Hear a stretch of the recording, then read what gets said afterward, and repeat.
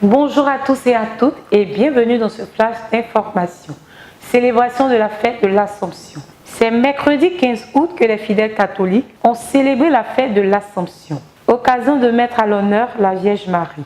La fête de l'Assomption célèbre la montée au ciel de la mère de Jésus. Quel est le sens de cette fête et quelle place occupe-t-elle dans la vie des chrétiens catholiques? Les fidèles catholiques burkinabés invités à marcher sur les pas de la Vierge Marie. Les chrétiens catholiques burkinabés ne sont pas restés en marge de cette commémoration.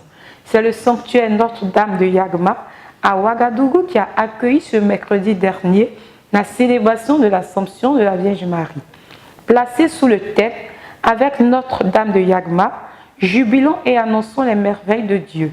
Cette célébration eucharistique, présidée par le cardinal Philippe Ouedraogo, marque également la clôture du premier jubilé d'or du sanctuaire. Élection au Mali, l'avis des observateurs internationaux. Les résultats du second tour de l'élection présidentielle pourront être connus d'ici ce vendredi.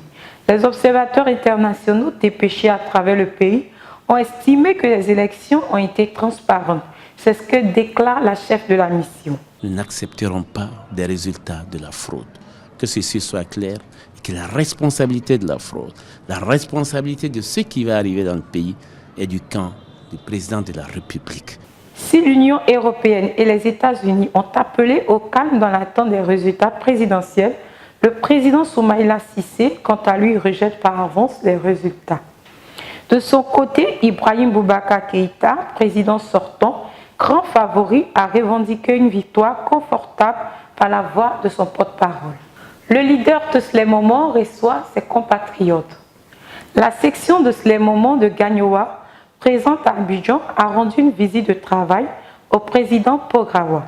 À cet effet, la délégation conduite par Nathalie Bado a invité la population de Gagnoa au grand meeting qui se tiendra le 16 septembre dans la région du Gor. Nous invitons tous nos cadres, nous invitons tous nos sympathisants, tous nos militants et militantes de Gagnoa et de la région du Gor, de la diaspora même et de toute la région, de venir avec nous, épouser ce moment-là. C'est un moment qui nous appartient. C'est un mouvement de la diaspora, pour la diaspora, et pas contre la diaspora, mais pour la diaspora, pour les intérêts de la diaspora. Il faut que chacun d'entre nous puisse vraiment embrasser ce mouvement-là, le prendre à bras le corps, parce que c'est notre mouvement. Ce n'est pas quelqu'un d'autre qui peut décider pour nous, mais c'est nous-mêmes qui devons décider pour nous. Aujourd'hui, nous devons prendre notre destinée et notre destin entre nos mains. Et nous avons réfléchi, et quelqu'un a réfléchi, et il nous a donné cette idée. Il faut que nous le soutenons, il faut que nous allons jusqu'au bout de cette idée-là. Une femme blessée par arme à Bobo-Dioulasso. Dans la soirée du mercredi 15 août à Bobo-Dioulasso, une équipe de patrouille du commissariat central a été confrontée à un conducteur qui a refusé de coopérer. Les policiers ont tenté de l'arrêter afin de le soumettre au contrôle. C'est sur le coup de l'action que le coup-feu est parti, blessant une femme.